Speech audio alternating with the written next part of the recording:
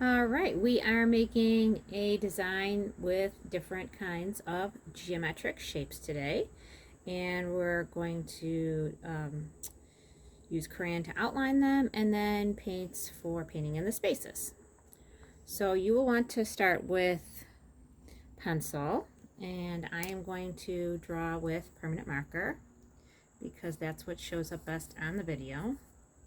And we're going to start by signing our name at the bottom, right on the front.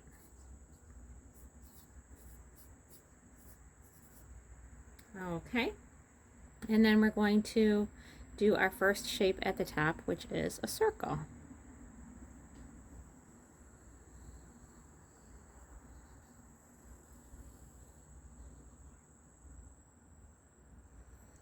Then we're going to leave some space, and over to the side we're going to make a square. So the tricky thing about the square is that we want to try to make all four sides as even as we can. And nice and straight.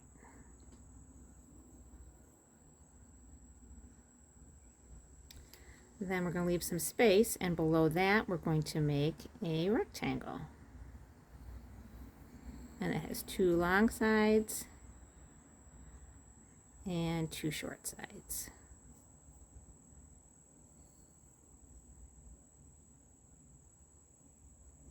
And again, we make it as straight and as even as we can. We're not perfect. We're just doing our best. And then down over here, we're going to make a triangle.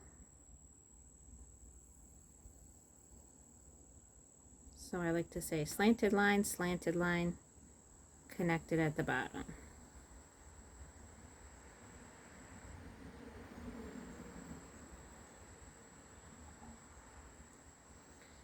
And then oval. So an easy way to make an oval is to make a U shape.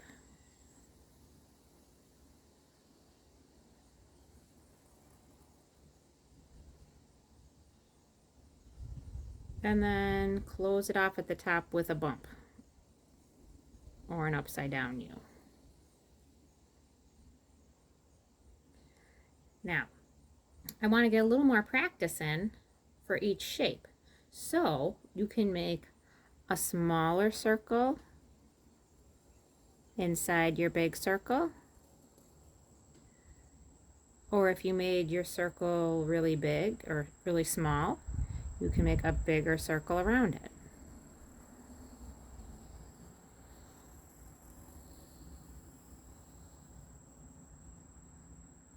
And again, it doesn't have to be a perfect circle. We're just trying our best. Maybe you don't have room for 3 circles. Maybe you only have room for 2. That is fine.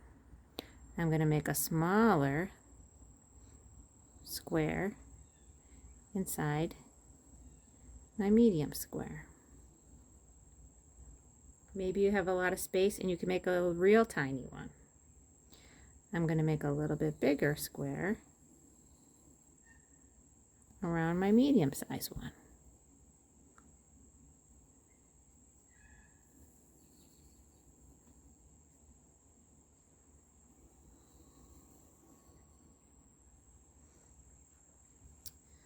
Let's see, maybe inside my rectangle, I can make a little bit smaller rectangle.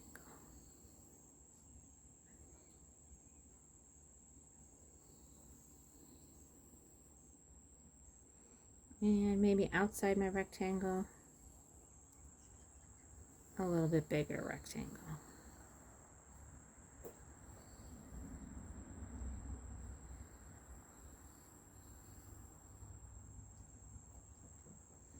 My triangle could be a little bit bigger.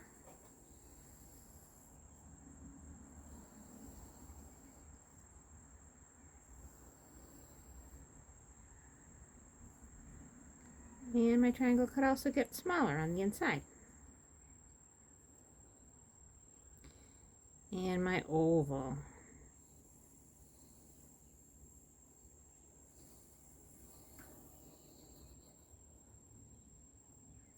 Now maybe some of your shapes need to overlap in order to fit. or they need to touch. Maybe the oval needs to touch the rectangle, or maybe it needs to overlap the rectangle. It's okay. It is just fine. Then you're going to take your crayons and you're going to trace over your pencil lines.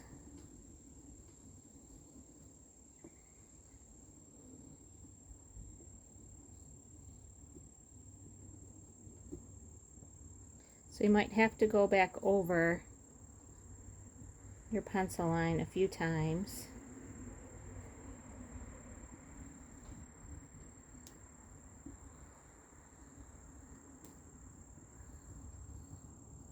to cover it up. Sometimes when you go across a line, you might miss part of it. That's all right. You can always go back and make your crayon line a little bit thicker and darker just by going over it a few times. It's always going to look neater if you get those pencil lines covered up.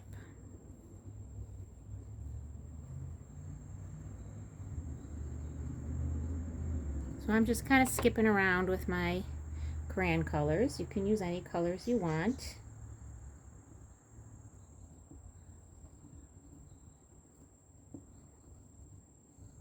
You might want to use more than one color on outlining a shape. Or, yes. So if you're outlining a square, medium-sized square, you might want to use more than one color. One color for each of the four sides.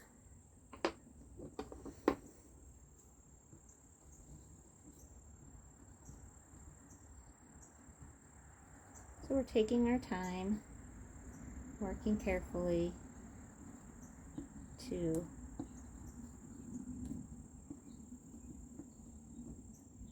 trace on our lines. So we have an artist that used lots of shapes, and her name was Sonia Delaunay. She especially used a lot of circles in her art.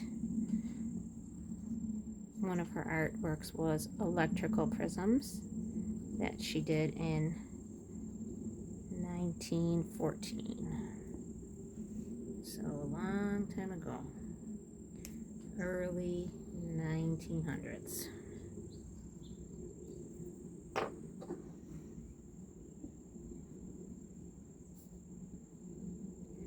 And she used a lot of the rainbow colors in her artwork too.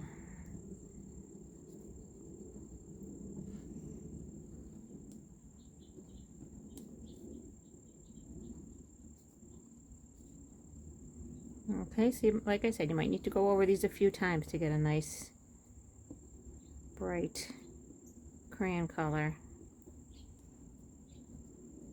for each shape. Then you're going to paint inside your shapes with tempera paints. And so I'm just going to clean out my brush in the water. Remember, no tapping. We don't do that. We move our brush along the inside of the cup to get the extra water off. And when we get the paint on our brush, remember we try to just keep it at the paintbrush part, not the ferrule of the brush, not the silver part. Try to keep it just in the hairs of the brush. And we hold our brush nice and low, almost like we are painting, or almost like we're drawing instead of painting. Just like the same way we would hold a pen or a pencil or a crayon.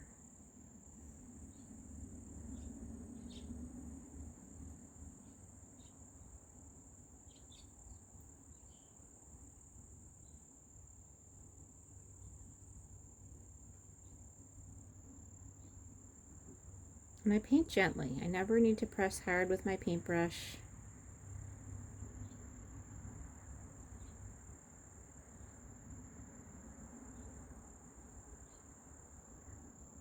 And I might want to do some of my background also around my shapes. before I switch colors.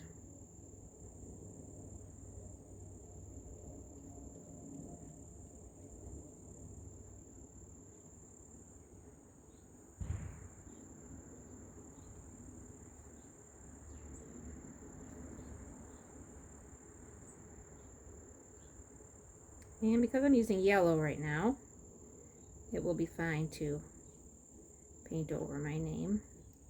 If you're using a darker color, you might want to just paint around your name.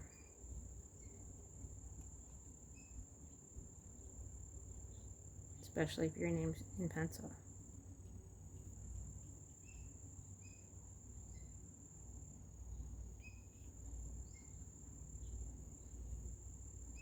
Okay, and then when I switch colors, I clean out my brush really well in my water. Move it along the inside of my cup.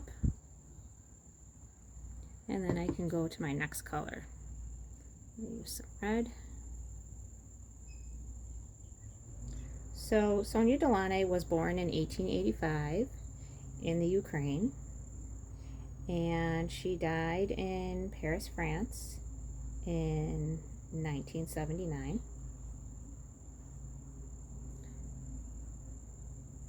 She lived mostly in France during her life when she was working as an artist, but she did study art in Russia and in Germany.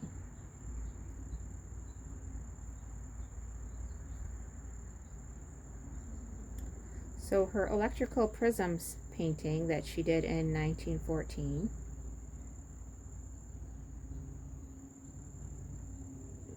was based somewhat on the fact that they were changing the street lights where she lived from gas-powered lights to electrical-powered lights. And when she saw the glow from the street lights, it reminded her of all the colors of the rainbow. So that's why she used the word prism in her art. And that's why she included all the beautiful rainbow colors. So a prism is a piece of crystal or glass that when the sunlight shines through it, you can see all the colors of the rainbow.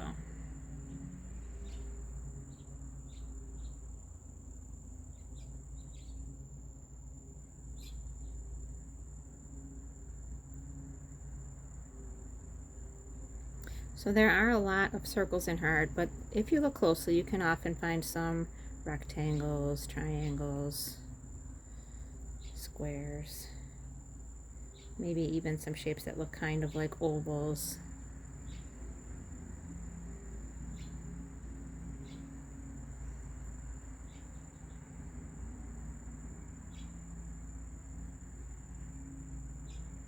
She even has some hidden words in her artwork.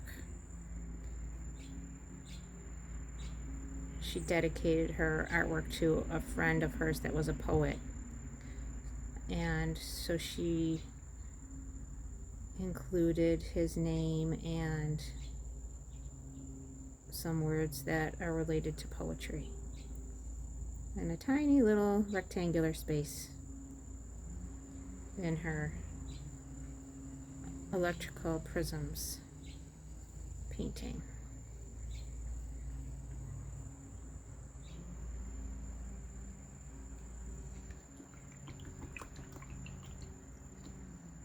So I didn't do any background with red here, I forgot.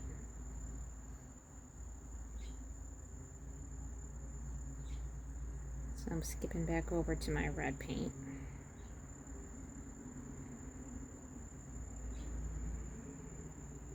And again, the nice thing about the crayon is that it will not blend in with the tempera if the tempera is watery enough, because the wax in the crayon doesn't mix with the water in the paints, and that is a wax resist.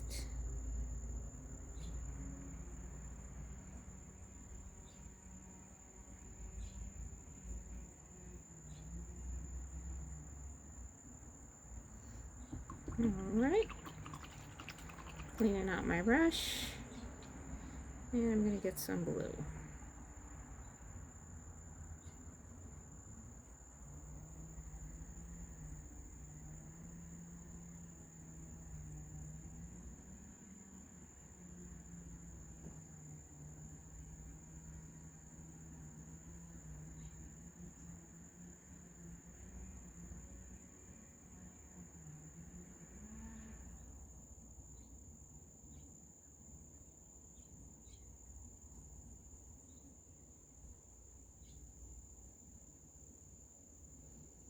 And some blue background around my shapes.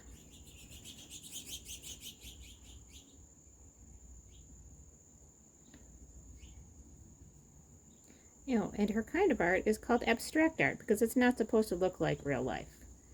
When an artist just makes shapes and lines and colors and isn't trying to show something from real life, like a landscape or a person, it's abstract art.